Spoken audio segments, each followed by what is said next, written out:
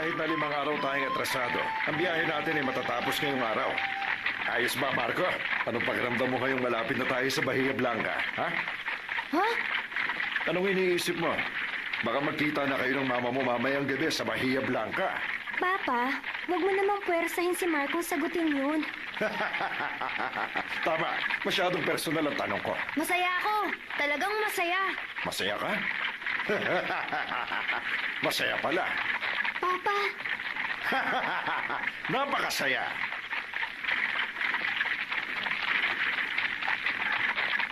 ano sa tingin mo ang itsura ng Bahia Blanca? Basta nandun ang mama ni Marco. Yun ang dapat nating alam. Tama ka. Pupunta tayo sa Bahia Blanca, isang maliit na syudad. Doon nakatira ang mama ni Marco. Kaya nga naglakbay tayo papunta doon. Pero huwag kalimutan ang hanap buhay natin. Dito sa walang hanggang Pampas, sa taglamig mayroong 2 magandang bulaklak. At baka hindi sila mamukadkad dito sa lamig. At baka manigas ang malungkot na bigote ni Papa. Bigote ko, hindi yan maninigas.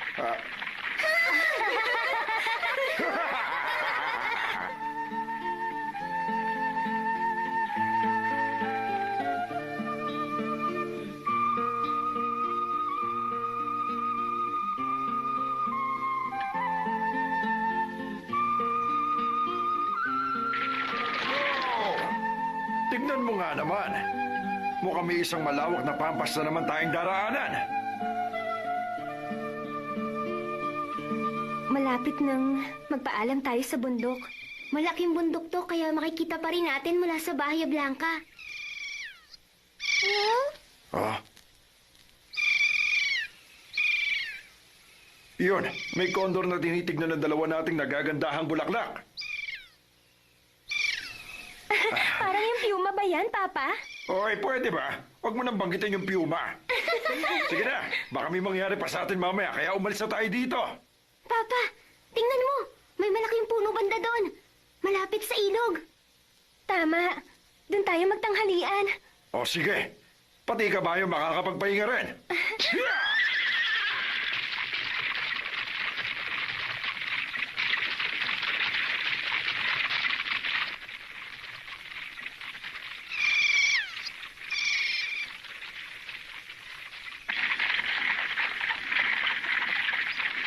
Makinig ka, Medyo. Kung lalabas ka ng karwahe, huwag kang lalayo. Tama ka. Maputi at madali kang makita. Baka kainin ka ng kondor. Tama ka, Marco. Nung lumipas na gabi, mabuti walang nangyari sa'yo. Mabutit hindi ka ginawang merienda ng Piuma Medyo.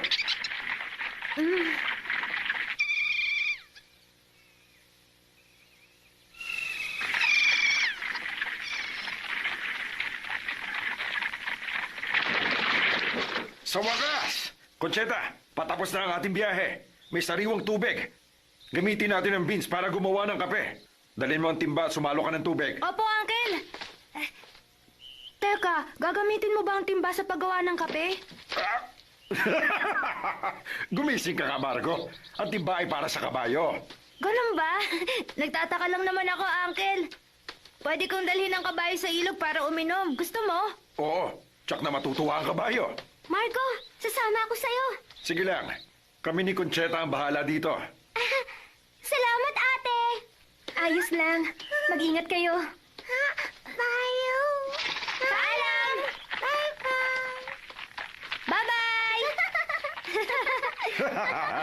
Talagang sobrang malapit silang dalawa.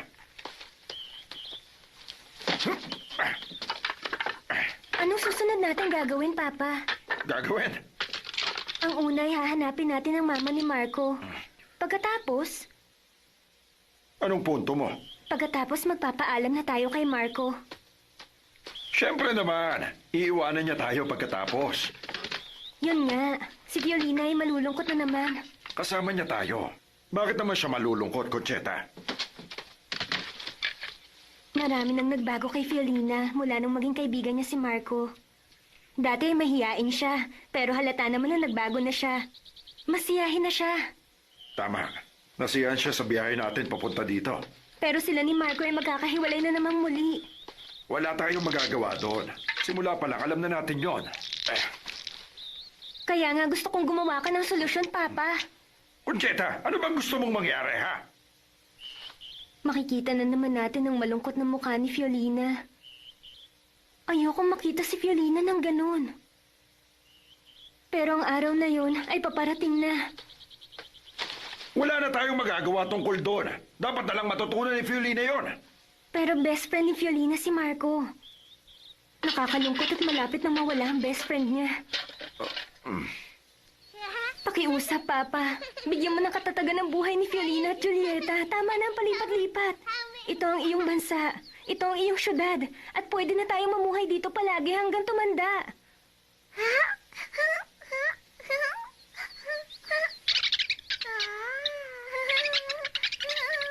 Malapit na rin dumating ang araw na iiwan nyo rin ako mag-isa ng mga kapatid mo. Tuwing nagpupunta tayo sa bagong lugar, pareho tayo ng iniisip. Kung malugod na pagbati ang matatanggap natin, iniisip kong manatili na doon. Kahit na mahirap na lugar, kahit maliit na bayan, basta tatanggapin tayo ng mga tao na manirahan doon, ayos na sa akin yun. Pero wala ni isang lugar ang pumasa sa akin. Pero baka masyado lang akong pihikan. Baka kasi ang tadhana ko ay mag-isa.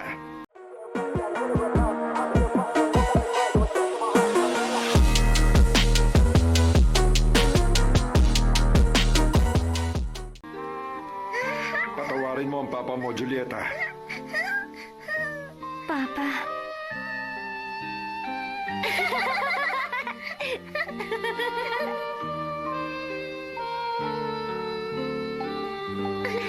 Huwag kang lumusong dyan. Kaya ko to. Sobrang lamig. Sinabi ko na kasi sa'yo. Huh? Ang tren! Galing Bahia Blanca papunta sa Buenos Aires ang tren! Tingnan natin. Teka!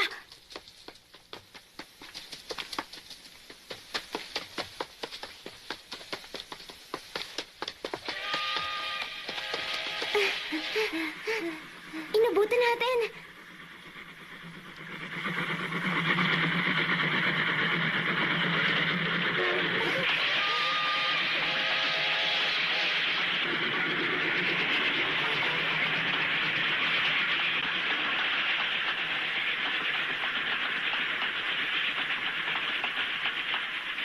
Mga tupa. Tupa nga! Paalam!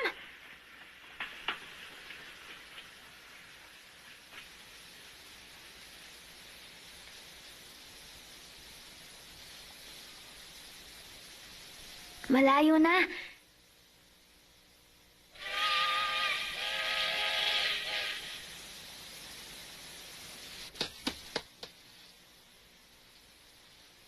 Felina! Halika dito! Bilis! Ano? Naririnig mo? Nung nasa Genoa pa ako, si Emilio at ang mga kaibigan niya, palagi itong ginagawa.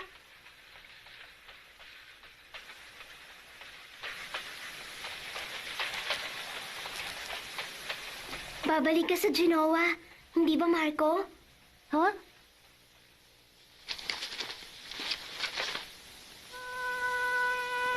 Babalik ka kapag nahanap mo na ang mama mo? Siguro. Parang gusto kong bumalik sa masayang lumipas na araw doon sa Genoa. Naalala mo?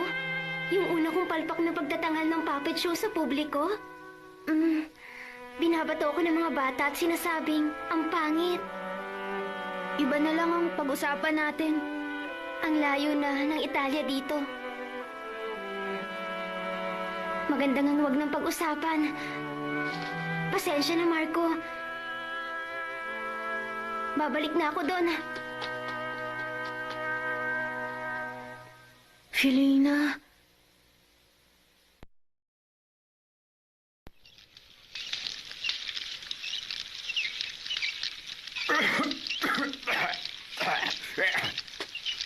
Nakabalik ka na.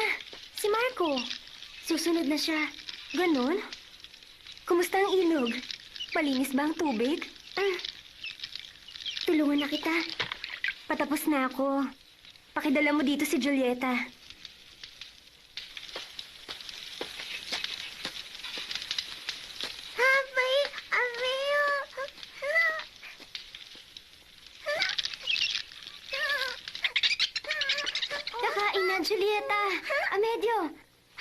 dito?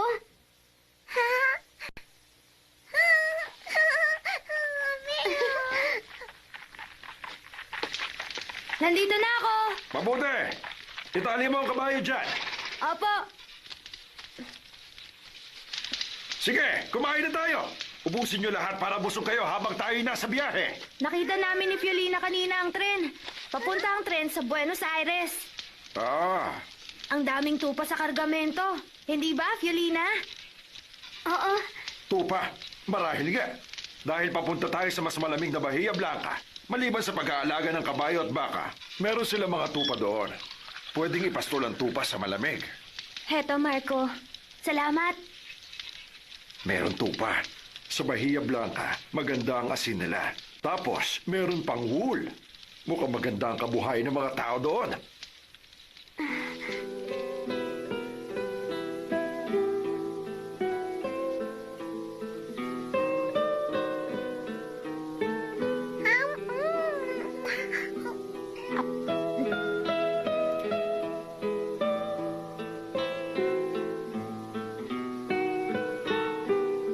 Teka, Fiolina. Sa tingin ko ang Pipino Puppet Troupe ay magiging matagumpay sa Bahia Blanca. Pwede kami na lang ni Concheta ang magtanghal. Habang ikaw naman ay pumapasok ka sa eskwelahan. Eskwela? Papasok? Tama. Magkakaroon ka na doon ng mas maraming kaibigan at araw-araw ay magiging mas masigla ka. Isipin mo yon. Ang dami mong magiging bagong kaibigan. Papa, Kita mo, hindi lang naman puro kalokohan ang iniisip ng papa mo. Kung si Fiolina ay mag-aaral sa Bahia Blanca, pupunta tayo sa eskwelahan niya. Magtatanghal tayo ng mga nakakatuwang puppet play para sa mga estudyante at guro nila. Baka ang matrikula ay hindi na pabayaran ng eskwelahan sa akin. salamat, Papa. Ang galing nun. Ano, Fiolina, ayos ba? Paano si Julieta? Ano? Kapag lumabas tayong lahat, may iwan siya mag-isa. Hindi pwede yun. Huwag ka na mag-alala sa bagay na yan. Gagawa tayo ng solusyon. Tama yun. Si Papa at Concheta na ang bahala. Ayos ba, Fiolina? Huh?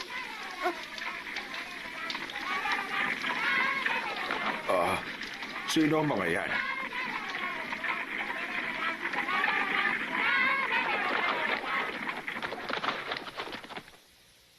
Kumusta kayo? Hello? Kayo ba'y naglalakbay papuntang Buenos Aires? Pabalik doon?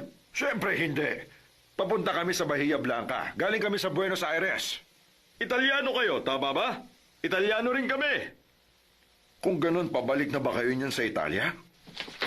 Pwede ba kaming sumalo sa inyo sa pananghalian? Siyempre naman. Sige lang. Iba ba ang pagkain, Lucia? Antonio, Roberto, Sofia, Elena, Mario, Bruno, bumaba na kayo.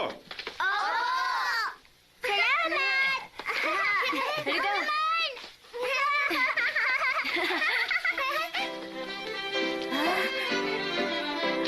Meron para sa lahat.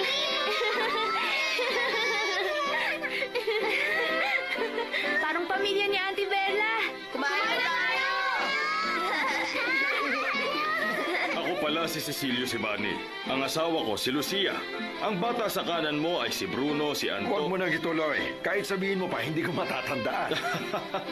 Biniyayaan kami ng puro kambal na mga anak. Antonio! Roberto! Alagaan niyo mga kapatid niyo, ha? Opo!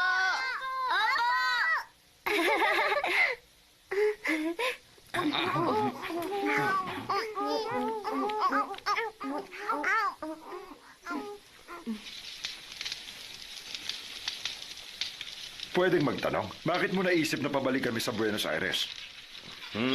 Kasi marami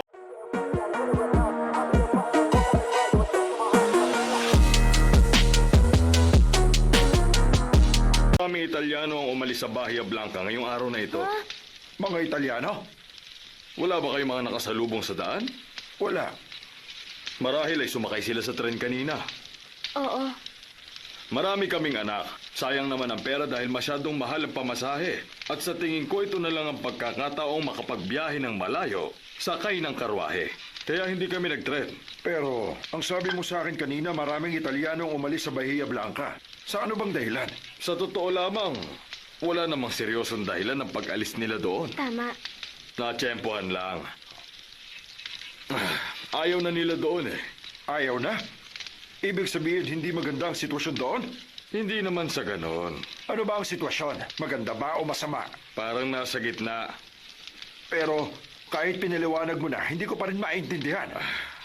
Matagal na kami nagtatrabaho sa lugar na yon. Mga 4 o 5 taon na. Swerte namin nakapag-ipon na kami ng pera para makapagbukas ng sarili naming tindahan kahit na maliit lang. Kaya kung gusto mong magbukas ng tindahan, sa Buenos Aires dapat magpunta dahil mas maraming tao doon. Ang akala ko, isa kayo doon. Kuya, ang mga bumalik sa Buenos Aires, matagal na ba silang nagtatrabaho dun sa Bahia Blanca? Ano sabi mo? Ang mama ko kasi, nagpunta sa Bahia Blanca mga ilang buwan na. Hinahanap ko kasi ang mama ko. Tama siya. Hindi ko anak ang batang ito. Sinamahan ko lang siya papunta dito sa Bahia Blanca. Huwag ka mag-alala, bata. Ang mga umalis kanina ay puro mga matatanda. Mabuti. Tumanda na dito, kaya naman nakapag-ipon na sila. Tungkol sa nanay ng batang ito, si Ana Rosie ba ay kilala mo o si Francisco Meleli ba ay alam mo kung saan siya nakatira? Hindi ko sila kilala. Ikaw ba? Hindi ko sila kilala. Alam mo ba kung nasa na mama mo sa Bahia Blanca? Hindi nga eh. Kaya hanapin namin ang mama niya. May nagsabing si Uncle Meleli daw ay nandito sa Bahia Blanca. Alam ko na. Pwede nilang tanungin si Mr. Moretti doon sa La Paz Street. Kilala niya lahat ng Italiano doon. Tama si Cecilio. Tanungin mo siya. Alam ni Mr. Moretti lahat ng Italiano sa lugar na yon. Nasa La Paz Street si Mr. Moretti? Tama. Isa siyang maimpluwensyang assemblyman sa lugar namin. Inaalagaan niya kami mga Italiano na mabuti. Ang swerte mo, Marco. Ngayon may mapagtatanungan ka na. Salamat po, Kuya Cecilio. Wala lang yon. Busog na po kami!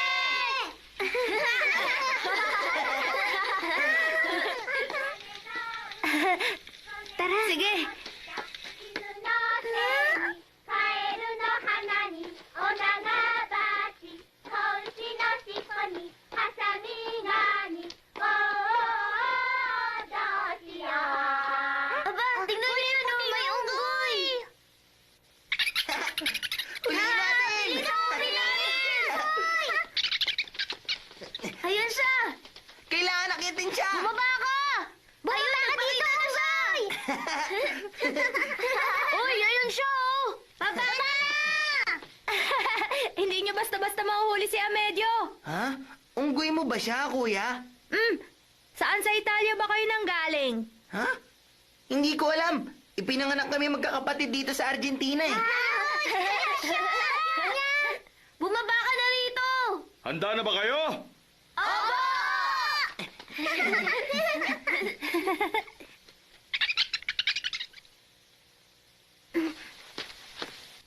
Antonio, Roberto, Sofia, Elena, Mario, at Bruno. Sige, sumakay na kayo!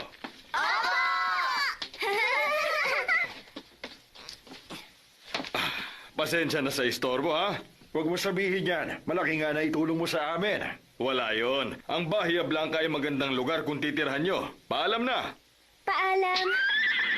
Salamat po, kuya! Paalam! Paalam! Paalam! Paalam! Salamat, tahimik na tayo ulit. Swerte ka. Hindi ganun kadami ang anak mo. Ano ka? Bilangin mo nga. 2 bata lang naman ang kulang natin.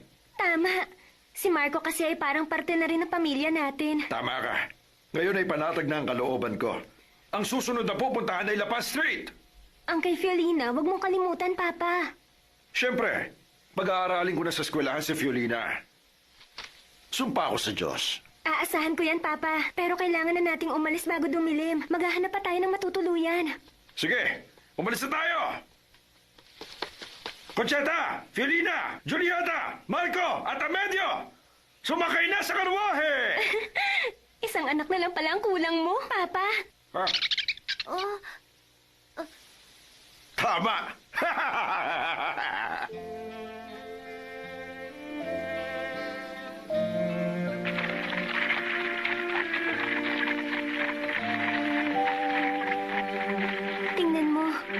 tayo na kaagad.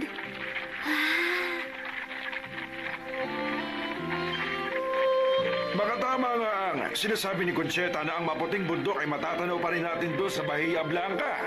Syudad na matatanaw ang bundok para sa mga Italyano. Kaaya-ayang bagay na yon. At isang magandang lugar na napapaligiran ng damo ay mahirap ko nang ayawan. Sa tingin ko, seryoso na ngayon si Papa. Ayoko. Ayokong mag-aral. Gusto kong magtrabaho. Gusto kong tumulong sa'yo. Magtatrabaho ako ng gusto. Kapag abala ko, mabilis tatakbo ang oras. Fiolina. Uncle Pepino, tingin ko, pagdating ng Bahia Blanca, mag-isa ko nang hahanapin ng mama ko. Marco! Ayoko nang dumagdag pa sa mga problema ng pamilya ninyo. Pagdating natin doon, ako na lang mag-isang maghahanap. Kakaibang inaasan mo ngayon. Tama. Kailangan ay matulog tayo na maayos mamayang gabi. At bukas, umpisahang maghanap. Ayos lang ako. Kailangan talaga magsabi na ng paalam kay Marco. Kahit na mahanap natin ang mama ni Marco, magsasabi pa rin tayo ng paalam. Ang mga tao ay palaging naghihiwalay. Balang araw ay magpapaalam din ako sa inyo. Papa naman! Tingnan nyo! Tanaw ko na! Bahia Blanca na! Ayos! Para akong isang matagumpay na general na masayang bumabalik sa kanyang bayan! Abante!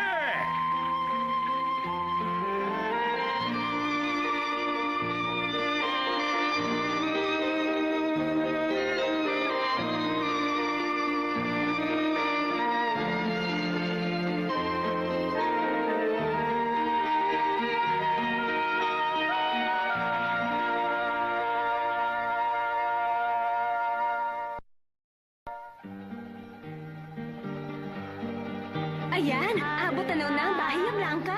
Nabuhay ang loob ni Marco dahil iniisip niya na sa syudad na yun mahahanap ang kanyang mama. Magsisimula si Marco na hanapin ang taong makakatulong sa kanya sa paghahanap sa mama niya. At sa wakas, mahahanap ni Marco ang bahay ni Mr. Moretti. Pero ang butler na haharap sa kanya ay paaalisin lang siya. Abangan ang susunod na episode. Si Mama ay wala dito.